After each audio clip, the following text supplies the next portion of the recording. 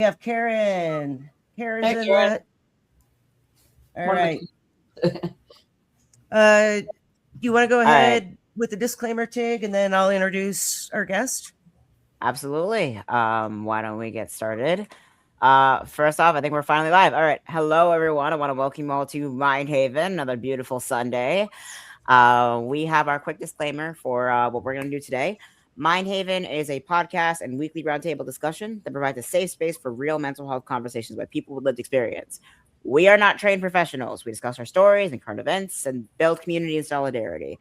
If you are in help, you need help. You're not alone. There is a call text 988 in the tagline below, and you're more than welcome to do that. But this is not we're not peer group. We're just here to build community and talk and shoot shit.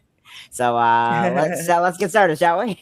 Yeah, and Cameron, we're allowed to swear. So if you have a that kind of mouth, don't hold back. I We'll do say have that kind of mouth, yeah, so yeah. Yeah. thanks. All right. So today's topic is declining hormones and our mental health, and everything revolved around that. Our guest today is Cameron Silva Hammond, and she has a wealth of knowledge on this topic.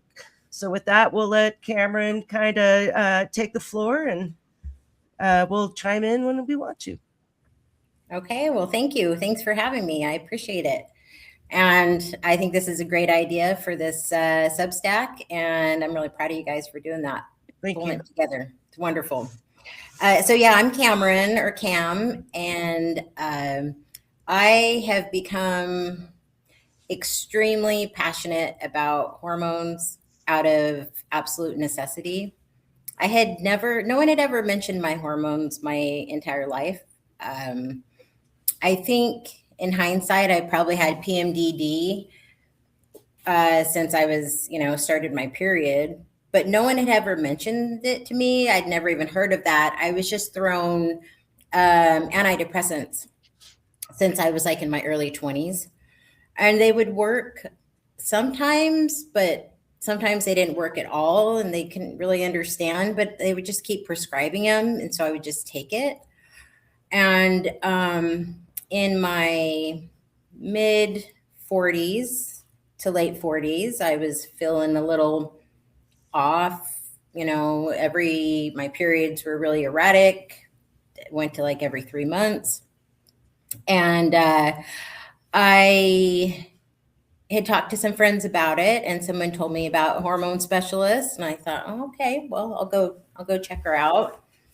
And this doctor was awesome. I loved her. She was so personable, and I felt heard, and I just really trusted her. She was great. She had great bedside manner. And took my did blood labs and prescribed me hormones. And after a while, I started to feel like I was going batshit crazy. I had no emotional regulation. I felt worse than I did than before I saw her. I mean, it got really bad, and I would go in and just break down crying to her and just say, I hate everybody. I hate my husband. I don't want to be around my kids, my mom, even my animals. I was like, something is wrong. And she would just pat me on the knee and say, oh, it's okay. Everyone feels like that sometimes. And I'm like, no, like I am not me. So again, I would come back at my next appointment sobbing. My husband came in with me and he's like, I don't know what in the hell is going on with my wife. Like, she's not herself. This is awful. And they brought her manager in, talked to the head doctor, and they kept reassuring me. And I was like, I think I need estrogen. I think what you're giving me is not working. Like, I'm just feeling awful. Well, I ended up looking into it, talking to other women.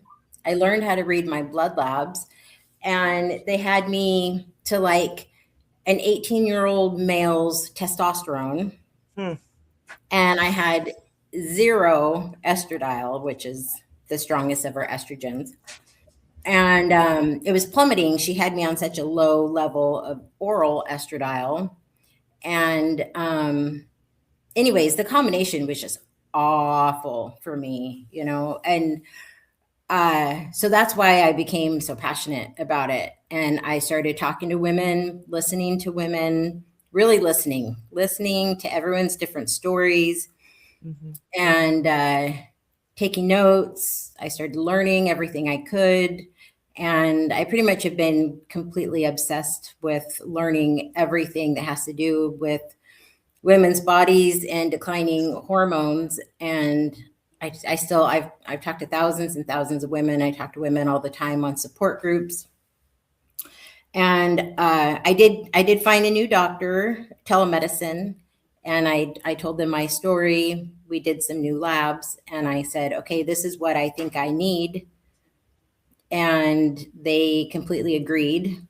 And I've been with them. So I was with the first doctor for 2 years, spent thousands and thousands of dollars. It was ridiculous. And yeah, I'm sure. Sorry, Cam. Insurance probably didn't help with that. Nothing. No, not at all. But I was so desperate. I was willing to spend the money. The telemedicine doctor isn't cheap. I have figured out a few ways to get some things covered, like my labs to be covered. You have to get a yearly physical at a local doctor. I was able to get that covered. So I was able to get a few things covered, but my actual hormone prescriptions are really inexpensive. I only see the doctor every 6 months now, and then there's like free call-in with a nurse in between. But I still am my own advocate and pretty much my own doctor.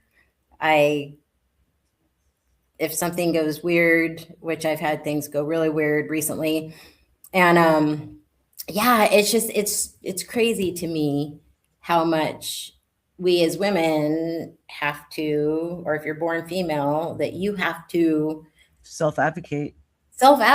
You have to stand up for yourself. No one is going to stand up for you. Yep. You have to know what the hell you're talking about. And before that experience, I never even questioned doctors. I just thought, oh, they know more than I do. Yeah. And they've got the education, everything. Yeah. And that's the thing, honestly. Yeah, go ahead, Tig. Oh, yeah. It's an interesting time in history because something that I think a lot. I mean, I'm from an academic background. I'm currently not just in the sciences, but also in the marketing business side of things, back and forth with logistics and otherwise. That's my field of study.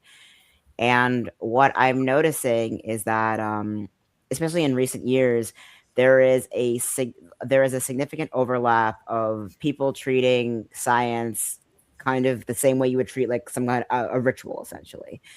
It's especially when like people like are starting going into arguments about studies and stuff like that, like, oh, this study says I'm right, and it's like, that study, no, it doesn't. Did you actually read this? It's like, I know how this works. It's like the Sorcerer's Apprentice, essentially. Like, I see how you do this. You point to a study that says you are right, and that means you have to do whatever I have to do whatever you say. But that's kind of it's an emphasis on the rhetorical aspect of science rather than the actual rather than the research substance of it. And whether you actually misunderstand it or not, it's completely missing the point. You realize far too late that the entire argument of whether someone actually knows what they're talking about or not completely misses the point. Yeah. And especially because not only is my background like in STEM and stuff like that, but also my mental health thing is I'm neurodivergent. I'm also trans, but I'm also have a pretty severe case of complex PTSD, medical oriented complex PTSD. Because my abusers, my biological family, who I haven't spoken to in a few years, they were kind of the same assumption. Oh, it's the doctor, white man, white lab coat, tells you what to do. You don't question it, essentially. And it never occurred to them that what they were doing may be not just harmful to my health, but threatening to my life. And I almost died primarily because of their negligence and their obliviousness of the whole situation. And they need to double down because no, this has to be helpful. This can't be harmful because that means I caused harm for nothing. And it's that, and it's also, you also see that with providers as well, especially in the mental health space, especially in the field of psychiatry, because it never, unless you know like a lot of history around how a lot of these practices work, especially with women's health and hormones and everything, Here's a morbid fun fact. The chainsaw was originally invented for the early stages of cesarean section surgeries. Interesting. Oh, That's what the chainsaw was originally invented for. I'll let you fill in the gaps from that. But yeah, it really, unless you know the history, you have to really advocate for yourself and also know what your body needs, but also not just advocating for yourself and standing on your own principles, but also do your research, not from a few different sources, but it's exhausting to try to learn as much as you can.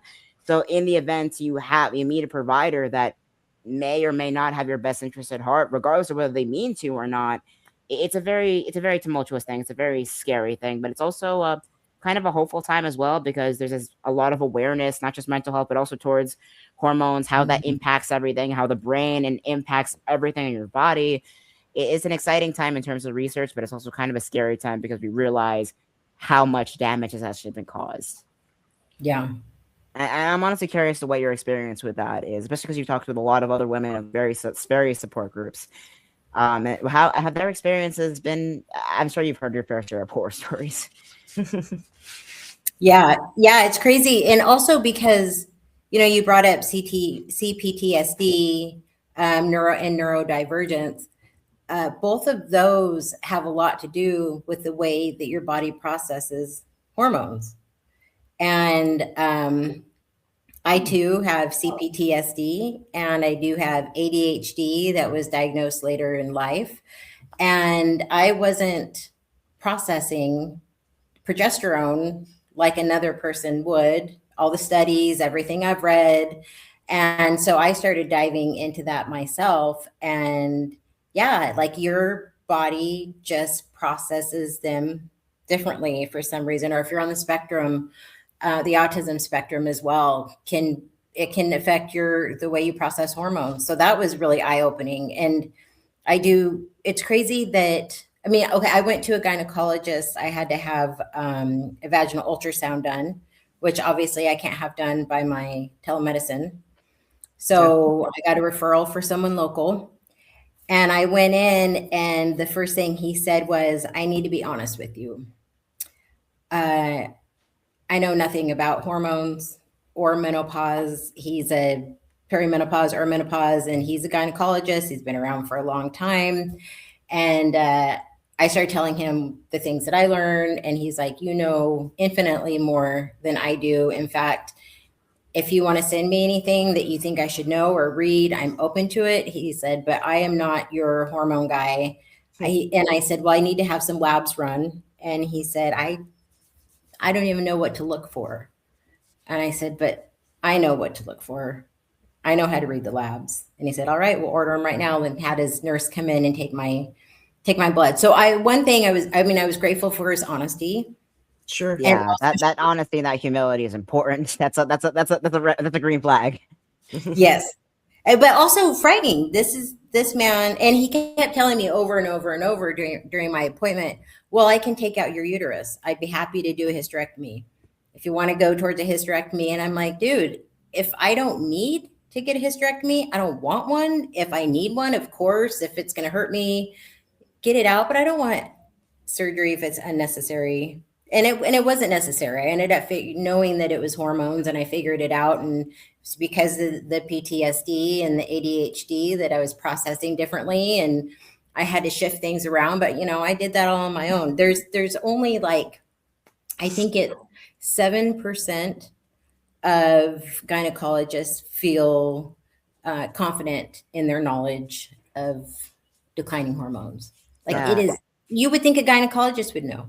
Yeah, you would think, but it's a lot of and the thing is that a lot OBGYN, just like any doctors in the medical field, they know as much as what they're taught in medical school and residency and everything.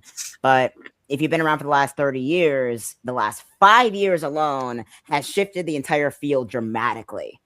A lot has changed. There's a lot of advocacy for, I'm on the spectrum myself, a lot of advocacy for neurodivergence and disability rights and having that autonomy, especially because the way I was abused and how so many others survive the same way. Like, I'm elder Gen Z, I'm 25, and we're still fighting this fight. But that's 5 years alone. That is not a long time ago. That is Yeah. not long at all. And I think because like I think not just the movement, not just all this awareness being around now, but it's also like how much, not just like the awareness, like you look back and not only was it not a long time ago, but it's also a very drastic shift. And the fact that your OBGYN has that awareness, has that level of humility, is like, I have no idea what I'm looking at here, but I want to work with you and we can figure it out together. That is something I think a lot of providers need now more than ever. Having that humility and then that willingness to learn more. Yeah. I think going back to what I was saying, like with the ritual of it all, I think a lot of especially with the mental health or otherwise, they treat the DSM or a lot of old school medical textbooks like doctrine. It's not. It's Right. always changing. You're always learning more. And yeah, I'm honestly curious. What symptoms did you notice with your hormone changes? Because with the hysterectomy, you just take everything out. Like you can either have your ovaries still in place, or you just get everything out. But with that surgery, you're taking it out, and it fixes the problem, but you don't really understand what the problem was to begin with. Yeah, and then also, you know, once your hormones start declining, you have fluctuations before you go into menopause. I mean, and for years, some people, it starts a lot younger than they would ever expect. I think I was probably in perimenopause for 10 years, and about Yeah. 8 years of that I didn't even know. I just thought maybe I was moody, or, you know, I had an IUD, so things were, you know, didn't really have a period very often. So I didn't know what was happening. Because I knew nothing. No one ever mentioned to me. I didn't even know perimenopause was a thing. But Word once those hysteria comes to hormones, mind. yeah, once they start declining, other than a few, you know, some fluctuations, they don't ever come back. And getting your estradiol, keeping your estradiol up, and the sooner you can catch it, so that's in perimenopause, the sooner you can catch it, the less likely you are to have Alzheimer's, dementia, heart disease, osteoporosis. I mean, they're huge, Yeah. huge things. And I just feel like, yeah, it's a pain in the ass, and it's to get blood tests, you know, regularly, to see a Right. special doctor, to get the hormones and everything. It is a pain in the ass, but also I don't, you know, if I can prevent those things, I'm all about it. And not to mention the mental health part of Oh, it. absolutely. Yeah, they Yeah. definitely go hand in hand. You know, I in my mid 40s, I had an ablation. I had a very severe case of endometriosis, and what I liked about that is it controlled the bleeding and the cramps and all that. But I got to keep the ovaries and everything involved with that, and so the hormones were still there. Right. Um, Ablations but can be great if, you know, if you need it. They're a great way to go, and they can also they've gotten less dangerous over the years too. Now they can sure. like fill your uterus with like a really hot saline Uh-huh. instead of cauterizing it. So yeah, there's options. I think Right. it's great to go. Right. And then so now I found out just last year, this was pre mental illness diagnosis, and I was all over the place, and I'm, you know, talking to my primary care guy, PCP. I'm like, look, I'm under a lot of stress. I'm going through divorce. I'm, you know, I have to sell the marital home. Blah, blah, blah. I have to move in with somebody, and I've never had to rely on anyone. My mood was all over the place. And so he says, well, it could be, you know, it could be your depression. I was previously diagnosed with major depressive disorder. Mm-hmm. So he upped my Cymbalta by like double. And then he said, well, let's get some labs and see where you are with menopause. Well, I was postmenopausal at 54. So like that whole time between the ablation in my 40s up until last year, I didn't even know because I wasn't bleeding. Just those effects of the ablation itself. Right. But it turns out that a lot of it was probably a combination of perimenopause to full menopause, along with the bipolar disorder. So Yeah. it takes a long time to get diagnosed, just get everything straightened out. Like I changed regimens and medications so many times, and my mental health suffered for it. Yeah, it's also like a fundamental misunderstanding of like where hormones originate. If you're having like either a hormonal imbalance, like it's not localized to a specific organ like the uterus. It's not localized like your endocrine system and your all these other organs that produce hormones on top of their typical like classic functions. I mean, it's a lot that we're learning about on the fly, but there's a lot of biochemistry, organic chemistry aspects of it the average person doesn't really fully understand, and either doesn't understand or doesn't even have access to even consider. Like you literally don't know what you don't know. If you don't know what you're looking for, how you're supposed to know. Right. It's a crazy world right now, because I think we're understanding, like we having a more thorough understanding of how biochemistry, how these like impact one along with the other. I mean, a hormone in itself, it can be a variety of different chemicals, a variety of different compounds, a variety of different molecules for that matter. But people refer to it as like, oh, you're hormonal, like whether you're either going through puberty or like in my case, like a HRT with testosterone. It's like puberty 2.0. Yeah. Oh my god, puberty 2.0. It's like, why are you punching walls? It's like, you sound like my son. Yeah. Hey, Nero, do you have anything you'd like to say about it? Oh, I was going to say a while ago, I had a hysterectomy when I was 31. I had a lot of cysts and fibroid tumors and stuff. And I went through like really heavy, really long menstruation cycles, a lot of bleeding.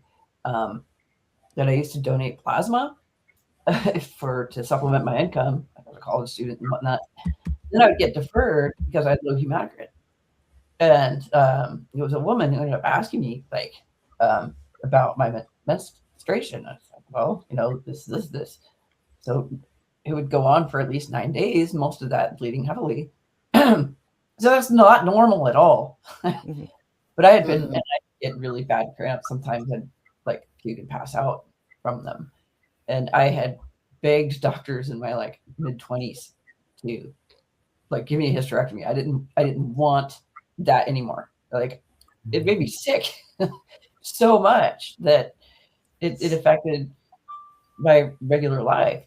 It affected my performance as a student. It affected my work life, personal life, everything. Yeah. And then, it honestly, like it and then of course is the chaos in order to make that happen, make that procedure work. Finally, I had a female OBGYN, and she did various diagnostics and labs, and the ultrasound and other imaging did, okay, you got fibroids and whatnot, you can get an ablation or you can get a partial hysterectomy. It's just, if you get an ablation, you got to have your tubes tied. I'm like, if I'm still going to menstruate, I don't want that. I'm done. Partial hysterectomy, and I have not looked back. I started going through perimenopause summer of 2018 when I was in subtropical East China, but I think I'm over the period where you have like a lot of hot flashes. I only get them every once in a while now. Yeah, it was just maybe 10 years, or maybe not 10 years, maybe 6 or 7 years before then, I could have had some relief from that. Sure. So, the doctors would say, oh, you might want to have a kid someday, or blah blah blah. You know what you want, what you don't. Yeah, and it's always I can adopt if I want a kid. Yeah, I mean, if more people adopt, we wouldn't need foster care. I think like everybody's got to stop thinking like they're. There's this obsession with Victorian England right now that everybody is like aestheticizing, romanticizing the nobility. You were not the nobility, so stop acting like you have some kind of dynasty to pass on with biological kids. No, right? Yeah. It's like, oh gosh, I'm sorry. Go ahead, Cam. Oh, I was going to say, I'm sorry it took so long for them to actually give you the hysterectomy. And like, I've heard other women say that too, where the doctors just kept saying, yeah, but you might want to have kids. Well, people know if they do or they don't want to have kids, or the fact that they have to be a certain age or talk to their partner. They don't talk to a wife when the husband gets a vasectomy, right? But if you choose to have a hysterectomy, a lot of times they want to talk to your partner, which I think is just It's kind of a lot of states around the United States have like laws that actually make that happen. So even if like the doctor would go around that, sees the kind of BSness of it all, it's kind of standard in how medical treatment is kind of taught. I think there's a lot of these old school mentalities. It's not just in the curriculum. It's also in how culture, how these mannerisms are passed on. And there's a lot of shifts going on in the field of obstetrics right now, especially in regards to psychiatry and how hormones impact all of it. But it's still very much impacted by all the area where you could institutionalize your wife for pointing out the fact that you cheated on her. Yeah. It's still very much based in that world. But I didn't want to be sick so much, and I remember people saying, "Oh, I'm so sorry," because they knew I'd never have kids. I'm happy. Yeah, I'm fine with that. Done being sick so much, it just ruined my life. Yeah. No, and it's so hard on your body when you bleed that heavily for that long over and over and over, because your ferritin goes low, your iron goes low, and it makes you cold, makes you tired, makes you non-motivated. I mean, there's so many things that go along with that. You want to feel good. And if that means taking out your uterus, then by all means do it. I mean, it's just, it's debilitating. It can be so bad. I'm really glad I think that's, and I think that's kind of a level of cognitive dissonance that I think a lot of men, tell me if I'm wrong in the chat, but a lot of men have a hard time understanding this, because the equivalent would be willingly castrating yourself. And for average guy, nothing is more terrifying. And it's like, why would you do that to yourself? It's terrifying to them, but it's like that tells you a lot about like our pain and like how we've had to live out the world. It's like, you're willing to do that to yourself just to live a better life. Yeah. Yeah, exactly. Yes. I don't need a birth child to live, but I need to not bleed all the time. And yeah. And even like giving birth to a child is no guarantee with that. I mean, maternity death rates are still very much a thing. Yeah. Yeah. Yeah. And it's also crazy how, I had no idea, but the highest suicide rate in women is 45 to 54. Makes sense. It skyrockets the suicide rate for women. That's huge. That's way huge. That is absurd. That's absurd. Huge. It is. And I think a lot of women during that time, they don't have the medical support that they need. Maybe their family doesn't understand. They don't really have the support that they need.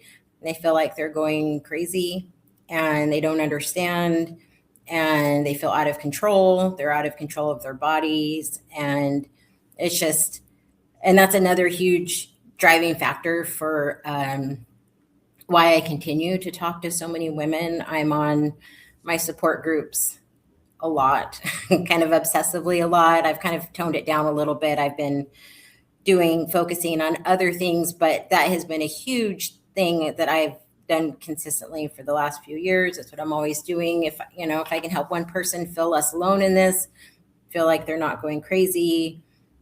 I've gone through it. There's so many other people that have gone through it, and that there's a reason why this is happening. Mm-hmm. So if I can help, anybody feel less alone. I felt very alone during mine because I had no idea what was going on. But and like the divorce rate jumped really high. Yeah. And it honestly makes sense, because then you have like empty nester syndrome coming into play. You have so many couples that stay together for the kid's sake, or they kind of just make it work for the kid's sake. And then once that obligation, quote unquote, is done with, it's like, all right, what else is there? And you're trying to I find like a lot of like women right now are like, you guys, honestly, I look up to you for that reason, because you're refinding your humanity after so much of the last few decades or so. And even though I'm transitioning more male like, and even then, but like I always found myself like more connected with like Gen X or like elder millennial women for that reason, because you're kind of seen as a lot more, and yet like you're reestablishing what it means to find your own humanity with it all, and trying to find your humanity outside of a role that you already served your purpose with. Yeah. Also trying to break And your toxic, roles. I'm sorry. Go ahead. also trying to break toxic cycles of behavior taught to our parents and their parents and before us, and generational trauma. Yeah. And there was not so much awareness before our generation. Right. And even then, like a lot of mistakes were made. Mistakes were definitely made, and I really admire you guys for moving forward for that. And like honestly, Cameron, I see you put your heart and soul into trying to learn more about this topic and pushing more into this research. Have you ever considered looking into? There's a few nonprofits for third party backed research, because I think a lot of the backlog for a lot of this medical research that needs to be done. Like for example, do you guys have any idea how many trans women die of prostate cancer every year? That's not a statistic I know, but I neither do I. And Yeah, that's not a good sign. Yeah, right. Because there's no metric there for it. There's not enough people researching it, and I think there's a lot. I think there needs a lot more. But I think there's not just the research aspect of course, we have so many like young people like me. They want to go into the medical field, want to go into pharmacological research and all that. The problem is the way it's set up in terms of logistics is that you need someone to pay for it, and those people may not have the best interests at heart. And that's honestly why I look for wonderful humans like you, Cameron, looking to learn more about these topics. And who knows, maybe start your own 501c to back these kinds of research and make things better for a lot of people long term. That's interesting. Yeah, we should talk about it. I would love to learn more. Yeah, I think there's like that's honestly why I'm going both the business logistics route as well as the STEM route, because I have a lot of inventions in my backlog as well. A lot of tech stuff, a lot of like science-based stuff in the backlog. And I didn't want to be tied or tethered to a philanthropist or some other means of funding my operations. I wanted to do my own thing the way I wanted to do it. But to do that, you need knowledge of the business and logistics side of things, not just what you're doing. And I would love to talk to you more about that, about starting maybe those foundations to fund the back end of science that is very much needed now more than ever. I love that. Yeah, I wanted to circle back really quick on the divorce thing, because yes, divorce rate goes up really high in perimenopause and menopausal ages. But also, it's very multifaceted. With the hormone changes, they call it the change. That's what I had heard it called when I was growing up, the change. But I didn't understand that I would literally completely change. Like you have to reinvent yourself, because not only because I've helped raise 4 kids. So the empty nest part where you're not a full-time parent, you don't have kids at home anymore. So that part changes, but also just the way that you want to nurture and care other beings, it changes. And even when you get on hormone therapy, it doesn't go back. It helps, but it doesn't go back to what it was before. So I was completely blindsided that I was going to completely change. Like, I'm not the same person I was perimenopause, but which is 1, very scary, 2, extremely empowering. And also it gives people a chance to reinvent yourself. Like, who am I? What's important to me? And anyway, so that has a part to do with the divorce. Also, I think women, when their hormones change, those high surges of estrogen, estradiol, when you're ovulating and throughout your cycle, it makes it so that you are more tolerant to bullshit, and you're more agreeable, and so that you can mate with somebody and possibly have children. It's part of our biology and evolution. But when that part of your life is done and gone, your bullshit meter, just like you can no longer tolerate the things that maybe you were able to tolerate before. So I mean, it's just, there's so many things. I mean, there's just, Yeah, it's Right. and maybe you don't have to tolerate it. That's the Yeah. crazy part that so many people don't consider. Is like, I'm shifting into something completely different than I was before, and maybe that's not a bad thing. Right Yeah. on. Hey, there is a comment in the chat that we'd like to bring to light. It's Sacred Storylines. We're very familiar with Story Sacred. She says, I was 39 when I had mine. I never really felt like me after that. It's been a long road. I'm 70 and still wish I'd had other options available to me then.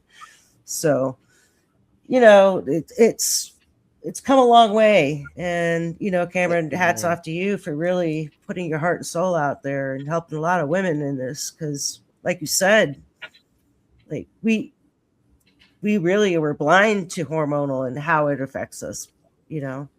Yeah. And A lot you has know, there's changed. new studies. They are doing new studies where they used to say that you had to start hormones with it. And also I want to say that everyone's body is unique. You're your own body. And I feel like you should do whatever you want or not want to do with your body. It's your body. And because I made a choice for my body and I help women navigate that, it doesn't mean I think that's a blanket statement for everybody. Absolutely. I think that we are all free to make our own decisions. But so they did say that they used to say that 10 years from menopause was when you should stop using hormones. And they're doing new studies and they're realizing that no, that's synthetic hormones. And there's now experts and, you know, the head of the urology of Association of America has come out and said that vaginal 0.01 vaginal estradiol is safe for almost all women. Even if you have or have had or have cancer that's estrogen dominant, it's such a low dose. It's very tiny, but The dose it makes the will difference. it saves your body from vaginal atrophy, which is also something I'd never heard of. Wow. Yeah, I don't think I've ever heard of that. Yeah, that's something that happens. Especially when you're on testosterone HRT. That's honestly a very common thing. Like that, like things will get tight and then they will just shrink altogether completely. If I'm for transitioning, for me that's benefit in my favor, but for a lot of people, if your estrogen starts plummeting, your testosterone starts rising, then that vaginal atrophy is a very common thing. That's something that happens. It is, and what is one thing about it? I mean, there's a lot of awful things about vaginal atrophy. You know, I mean, a completely dry vagina where it feels like there's razor blades if you try to have any type of sexual contact. Your skin gets very, very thin and it bleeds, and you lose your labia so that you have no cushioning and you look like a Barbie. You lose your clitoris, so you're like flat. So Wow. even if you're not sexually active, you may want to ride a bike. You may want to ride a horse. You may want to sit on a chair or go running or walking and be comfortable in your vaginal area. So it's like, and also it helps prevent UTIs. UTIs in senior citizens can cause toxicity and death. And it can cause dementia, Alzheimer's, if UTIs go,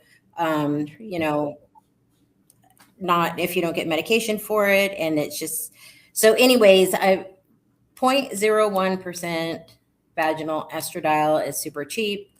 It is prescription.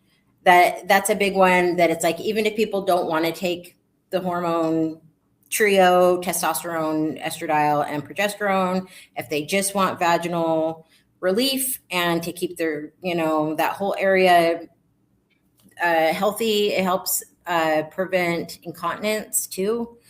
So anyways, lots of good things. And that's the American Association of Urology has come out and said that's the number one way to prevent and also cure vaginal atrophy. But there's another name for it. Yeah, there's a few names for it depending on what's driving it. But it, like Mhm. okay, but like oh yeah, that's like honestly a pretty good point.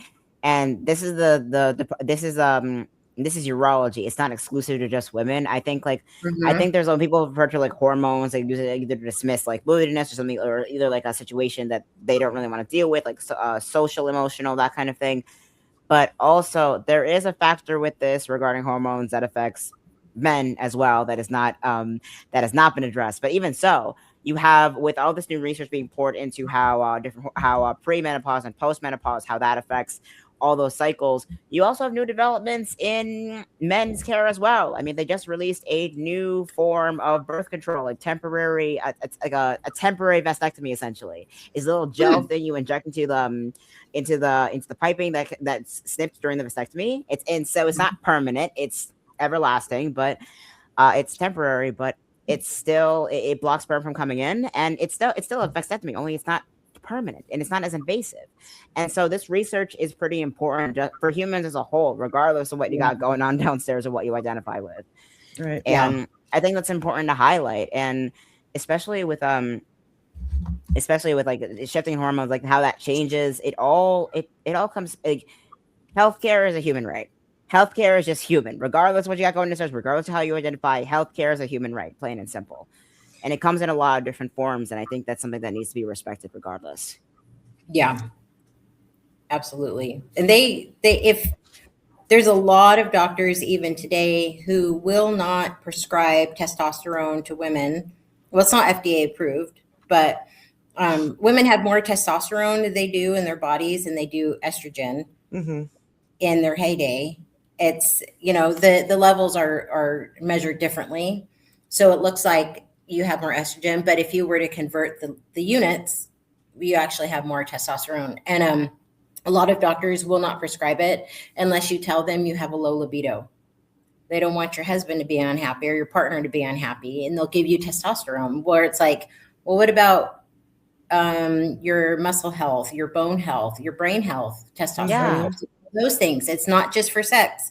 Right. It's not I see just women who for say, I don't want to have sex, so I don't want to be on testosterone. Well, I mean, Yeah. do you want strong bones and strong muscles and a clear mind? If that interests you, you might look into it. It's not just the sex hormone. So It's not. Hormones are so multifaceted for that exact reason. You associate certain hormones with certain functions in the body, but they're so multifaceted. There's so many other functions that they have. Testosterone, like it's responsible for muscle growth, muscle health, and I mean, think of all like you have elderly women falling and breaking everything, like the my back hip kind of joke. It's awful, but that's yeah. because of muscle weakness. If you Mhm. fall and you can't get up, then your muscles are too weak to do that, and that's a terrible thing. That's a scary sign. And even going back to that doesn't have to be that way anymore. But like, quick sidebar: Mozart died of a UTI. to be clear about that, that's how Mozart died. Wow. Yeah, that's terrifying. It's terrifying, and the fact that it's still happening to this day is absurd. Right. Yeah. Yeah. It's preventable and Completely. treatable. And If you treatable. know. If you know that's what's going on. Yeah, it's treatable if you know what's going on, and it's treatable if you have access, and that's why we need more voices speaking out about this. Right. Mhm. Do you have any thoughts, Nero? I was in my mid-30s when I had a stealth UTI. I had no idea. There was no sign in my urine. There was no discomfort. And until it got to where it hurt to go to the bathroom, regardless of which type of, Yeah. And I ended up going to the hospital, and they made me sign like this advanced directive stuff. But Wow. I didn't actually have this. But yeah, it was pretty bad. I missed like a week of classes. I was in grad school at the time. I had to be on bed rest, and I think this is something that this could happen to anyone. I think this is a lot of people need to be more conscious of their health. And I mean, considering like colon cancer is starting to show up more and more in younger and younger people, I think we all need to be a little bit more cognizant of our bodies, especially our bodies on our own, and learn to just take care of ourselves. I mean, Like, do you want your body to look good for others, or do you want your body to feel good? Focus on what you want your body to feel like. Focus on what you want your body to do like, not what it looks like entirely. That will come And later. have that awareness. Mm-hmm. Yep. Awareness of your body. And I think a lot of older generations, maybe they weren't in tune with their body. So they didn't know. So they would just white knuckle it and just think, oh, well. And also a lot of women are taught that to endure pain because their job is to be strong and to take care of other people, to be the caretaker of others and things that they weren't caring for themselves. They didn't know what was going on. I think that's changing a lot, which is great. And men too. Men need to don't rely on their partners or someone else to get them to the doctor. Be aware of your body, know what's going on, write down symptoms. And, everyone should be aware and be their own self-advocate and learn about what's going on in their bodies so that we can. Exactly. Yeah, absolutely. I think it's like of course there's this metric that women live like at least a decade more than men do on average. That should not have to be the case in this modern age. I think everybody deserves the resources and access they need to take care of themselves, and as well as to encourage others to do the same. Right. I think there's we should focus on what we want our bodies to look like above anything else. Like, skinniness is not indicative of health. 6-pack abs are not indicative of health. It doesn't always have to be. I think it's where a lot of people across the age, even across age groups, have dealing with eating disorders, regardless of age demographic. And I think that's something that needs to be spoken out about a lot more, especially regarding hormones, because if you're not feeling yourself right, that will impact everything. That will cascade, and that's how hormones will work. It's a chain reaction that you don't even know where to start from. And if you have to get a hysterectomy at age 39, then there has to be other options, and it really just there is now. You just have to figure out where the discrepancy is lying on the molecular level, and that's expensive. Yeah. Well,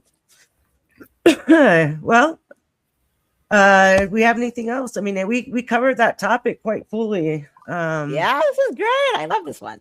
Kameron, do you have a group down there where you are currently? For a what? Just a support group, women's support group on the topic. So everything I do is online. Okay. And I almost launched an online course before I did this move. It was about, I already have my company ready. I've been working tirelessly getting that put together. It's just an easy online course, and it's from it's from me. I'm not a medical professional, but it's just teaching things that I've learned and things that have helped, and some of my stories to help people feel less alone. And it's called Love Her Again. Mm-hmm. And I just have a little bit more work to do on it, and I'm going to make that available. I have a Facebook group called Love Her Again that is open to anyone who wants to learn about what may happen to their body as they age, or if they're in it and want to learn more. Then it's a place for people to share. A lot of times we share videos and things like that. Cool. I was going to see if I could find it and pop you in the chat with a link, but I don't know. Love Her Again. See if I can find it. Anyway, keep on going. Yeah, and I can also send it to you as well. Okay. But, oh yes. Yeah, I'm really excited to share that. Yeah. I do remember you were sending out questionnaires a while back, so I thought that was cool. Just trying to get that started, right? Just to get some feedback. And yeah, I wanted feedback about what's important to people, what they'd like to focus on, what they'd like to learn most about. And it was really easy to interpret because most everybody wanted the same thing. So It was pretty easy. Well, awesome. Yeah. Awesome. Anyone else? Nero, do you have anything to add? No. I'm actually kind of tired. Yeah, I know. This head cold of mine's just I'm starting to. But hey, Cameron. Oh wait, all right. So we have the. I did just send it attachment to here. you. Yeah, all right. Let me get This is a that. chill one. This is a chill episode. I like this. Yeah, let me get this going and send the link into the chat. Let's see, share, copy. Oh, I did it on the wrong computer, but that's okay. I'll get it over there. Yeah, Sounds good. We're all in this together, honestly, and I really love that we're building this community together. A lot of because mental health, like, is human health. It all kind of comes like interacts with each other. I mean, what is the human brain? What does that human brain control? What does the human brain do? Right. Everything. And it's Yeah. complicated. We're always learning everything, you know. I mean, it's incredibly complicated. It's an organ made of fat and various other molecules that figured out a way to name itself. Yeah. All right. Well, I think we are getting close, 3 minutes to the top of the hour. So again, thank you very much for joining us, Cameron. Anytime you want to come back, let us know. We'll have you on. Awesome. Well, thank you so much for having me, and it was great to see all your faces. And yeah, I would like. I'll keep an eye on the podcast, and I'll have to pop back in and see what you guys are sharing. Yeah, learn. absolutely. Yeah, we do have some. We're booked out for the next, I don't know, 4 weeks, I think. Yeah, I was looking at the topic. So yeah, there's going to be some good ones. I'll come and listen. Yeah, come in, join in the chat. So, all right. Well, again, and I'd love to link with you. I had to say, Thank you so much for joining us. Good I Bye, had to say everyone. night. good night.